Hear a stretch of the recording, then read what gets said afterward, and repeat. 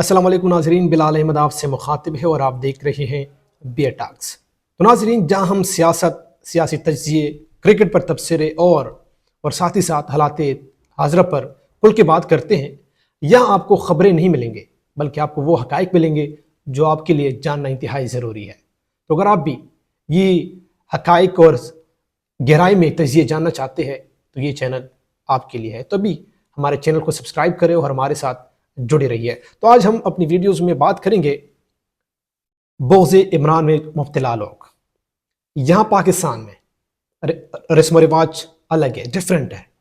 یہاں پہ آپ کو ٹیلنٹ کے اوپر، آپ کو قابلیت کے اوپر تمغے نہیں ملیں گے بلکہ آپ کو بغض عمران میں تمغے ملیں گے۔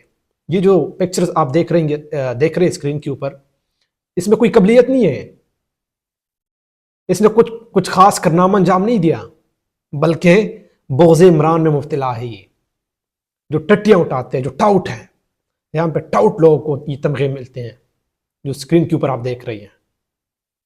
بغض عمران میں یہ جو تمغے یہ ملتے ہیں، قابلیت پر نہیں ملتے ہیں، اسٹیبلشمنٹ کے ٹاؤٹ لوگوں کو یہ تمغے ملتے ہیں۔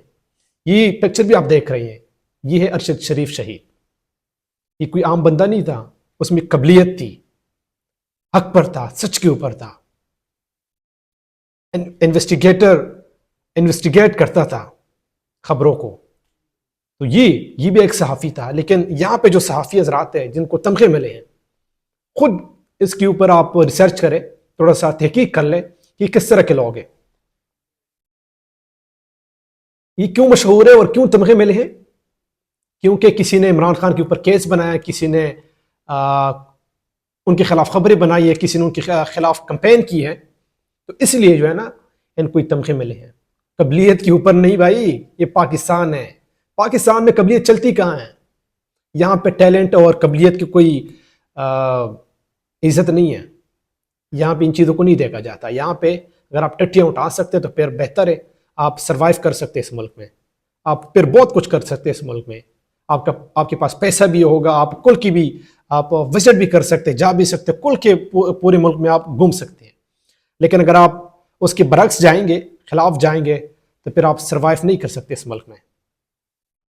اینی ٹائم تھریٹس ملیں گے آپ کو، جو کہ ارشد شریف کو آپ نے دیکھا، ایسے بہت سارے۔ عمران خان جو ہے وہ جیل میں پڑا ہے 2 سال سے۔ کیوں پڑا ہے؟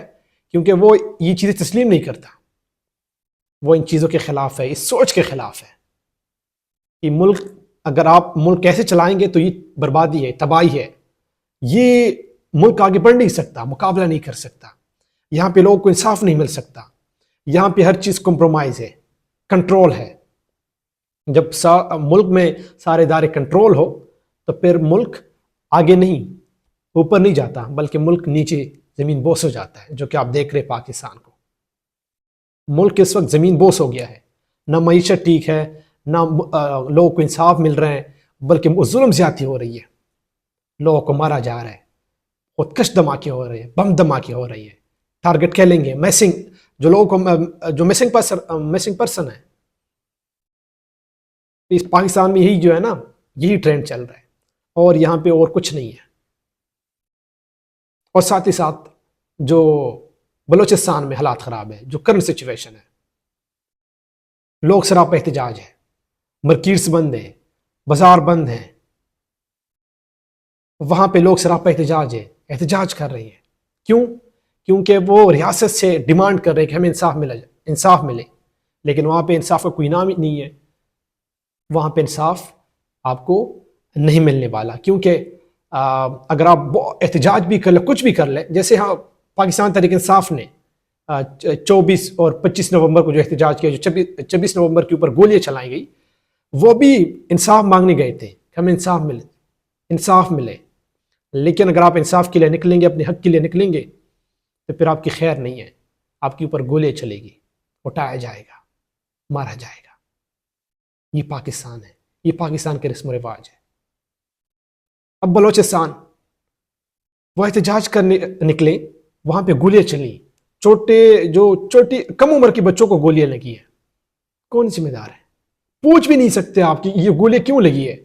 اگر آپ آئین اور قانون پڑھیں نا تو اس میں کلیئر کٹ لکھا ہے کہ کسی کو بھی گولی چلانے کا حق نہیں ہے، ہر کسی کو آزادی ہے، حق ہے کہ وہ کھل کے اپنی جو ہے نا اداروں سے سوال کرے، پوچھ سکتے، کیونکہ آپ کو آئین نے یہ حق دیا ہے۔ لیکن اگر آپ اپنا حق مانگیں گے، نکلیں گے، سوال کریں گے، تو پھر مارا نہیں، آپ کے اوپر تشدد نہیں ہوگا، آپ کے اوپر گولیاں چلے گی، مارا جائے گا، اڑایا جائے گا۔ تو یہ پاکستان ہمارا۔